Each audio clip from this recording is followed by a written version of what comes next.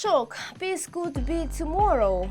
The US is ready to give Ukraine security guarantees, but Trump's ultimatum is thought either a deal with Putin or the US stops support. A real peace tomorrow or more war. Victory or betrayal? Will Zelensky accept these terms? New elections are just around the corner. Putin has already agreed. Will the deal be signed today? Europe keeps pressing hard. What really happened in the White House between Trump and Zelensky? I'm Territorial. This is Ukraine Today. Stay with us, all the detail just a moment.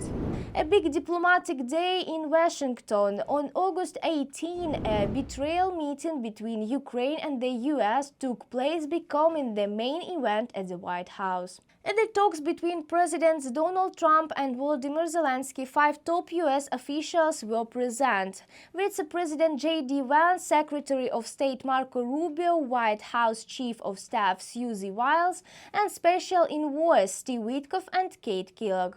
The Ukrainian delegation was led by Andriy Yermak and Rustem Umerov. The team also included Oksana Makarova, Ukraine's ambassador to the US, Sergei Kislitsa, Deputy Foreign Minister, Pavlo Palisa, Deputy Head of the President's Office. The talks first began one-on-one, and later European leaders joined the discussion. Donald Trump personally welcomed Zelensky at the meeting.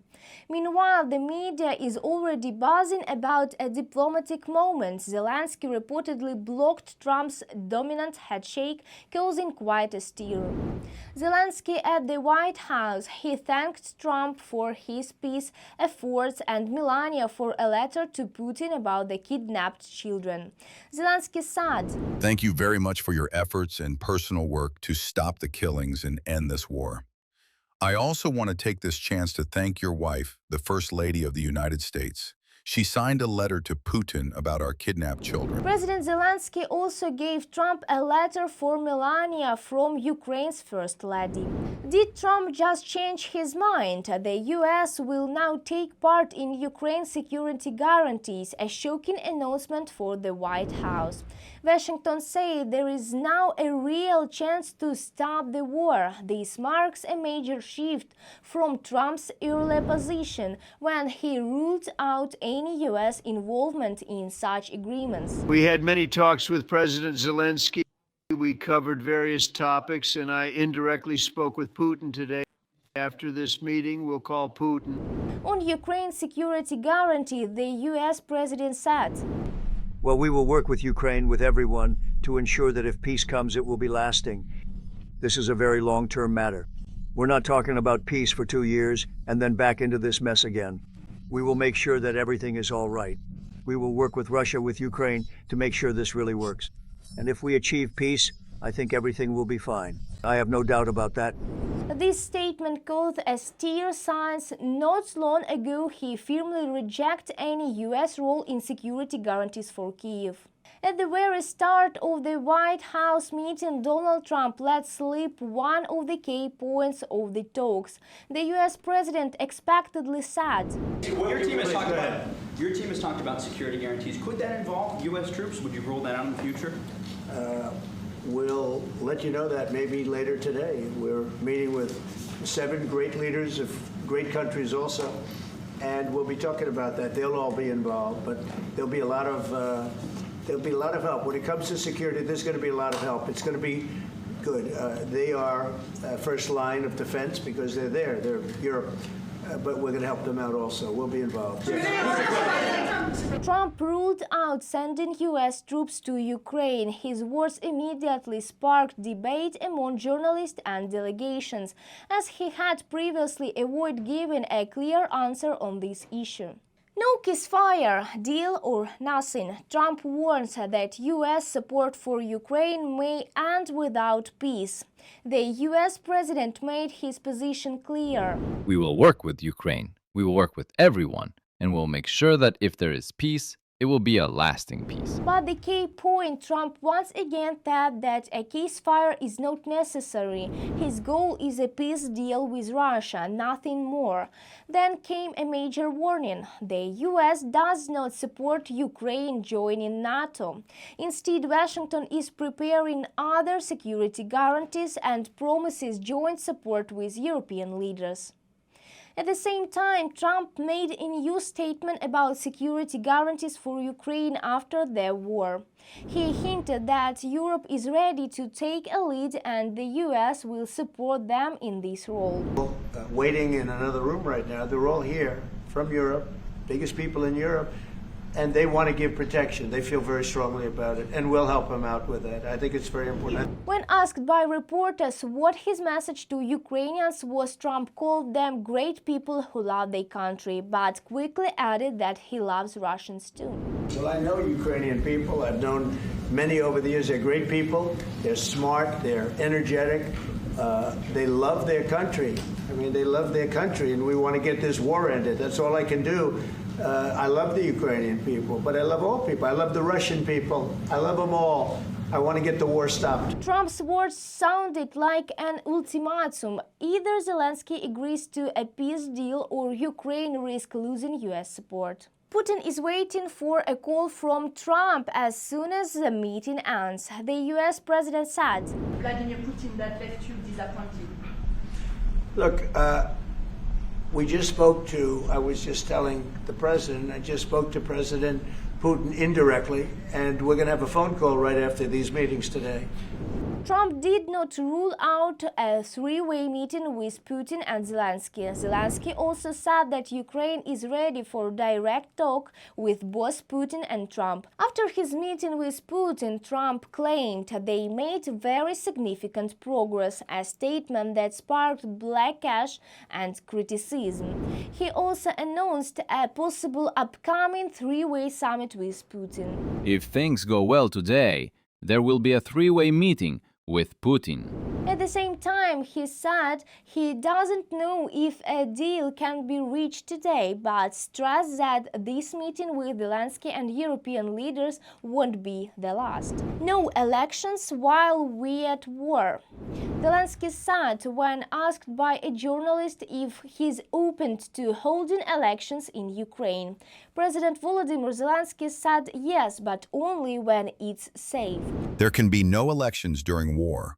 A ceasefire may be needed, on land, at sea, and in the air, so we can hold democratic and legal elections. At that moment, Donald Trump couldn't resist making a joke, turning Zelensky's words into a punchline about holding onto power. So you're saying you can hold elections during war? Then in 3.5 years, if we're at war with someone, I can just say, no more elections? Zelensky responded seriously, emphasizing that Ukraine wants democratic processes, but they can only happen when people's lives are no longer in danger. Trump said he had a successful meeting with Zelensky before heading into talks with European leaders. We had many talks with President Zelensky. We covered various topics, and I indirectly spoke with Putin today. After this meeting, we'll call Putin. According to Trump, Putin is suspendedly ready to agree that Ukraine should receive security guarantees. Significant step. President Putin agreed that Russia would accept security guarantees for Ukraine, and this is one of the key points that we need to consider, and we're going to be considering that at the table also, like who will do what. According to Trump, Europe will take on a large part of the security guarantees. We'll figure out how to do it. Europe will take on a lot. We'll need to talk about a possible territory swap, considering where the front line is now. Peace could happen today. Trump shocked with a statement hinting at a deal on Ukraine could be reached immediately. I'm optimistic that collectively we can reach an agreement that would deter any future aggression against Ukraine, and I actually think there won't be. I think that's even overrated. Zelensky couldn't hide emotions after the White House meeting, hinting at a turning point in Ukraine's relationship with the US. We just had a great conversation with Trump, maybe the best one ever, or the best one yet. The president of Ukraine openly admitted that territorial issues are on the negotiation table and even showed Trump a map.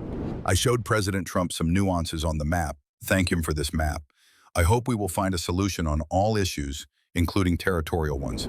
German Chancellor Olaf Scholz spoke about a possible ceasefire, saying it could be achieved at the next round of talks. We would like to see a ceasefire from the next meeting until the start of the trilateral meeting. But Trump responded sharply, hinting that stopping the war would not be limited to a formal ceasefire and that everything depended not only on Putin. I think you'll see that President Putin really would like to do something else. I think when we set that up, when we do, I think it's going to be when, not if.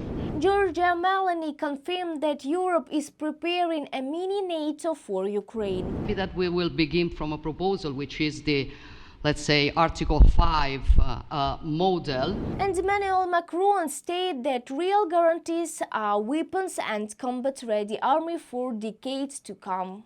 In a week or two, we will know whether we managed to stop the war, Trump made a shocking statement. We'll see, and in a certain period of time, not very far from now, a week or 2 weeks, we're going to know whether or not we're going to solve this, or is this horrible fighting going to continue. We'll do our best to get it ended.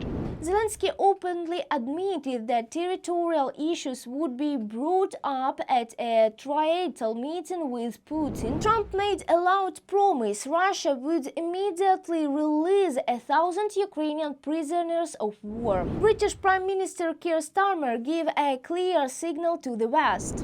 When we talk about the security of Ukraine, we are talking about the security of all of Europe. We want to create something like NATO's Article 5 to prevent a second invasion. Every voice matters. Join our community, support independent journalism and help us bring you the truth from Ukraine. Become a member of Ukraine today. Join us now. NATO Secretary General Mark Rutte called Trump's breaking of the deadlock in talks with Putin a real breakthrough. French President Emmanuel Macron has already proposed a four-way summit. This is why the idea of a trilateral meeting is very important, because this is the only way to fix it. And by the way, I think as a follow-up, we would need probably a quadrilateral meeting, because when we speak about security guarantees, we speak about the whole security of the European continent. And this is why we are all united here with Ukraine on this matter. That's all for today on Ukraine Today. Friends, this is just the beginning of a big game. Ahead are even more tensions and decisions that will determine the fate of Ukraine. So don't forget to subscribe, like and write your opinion in the comments. Your voice is more important than ever. See you in the next video. Stay strong, stay informed and stay with Ukraine.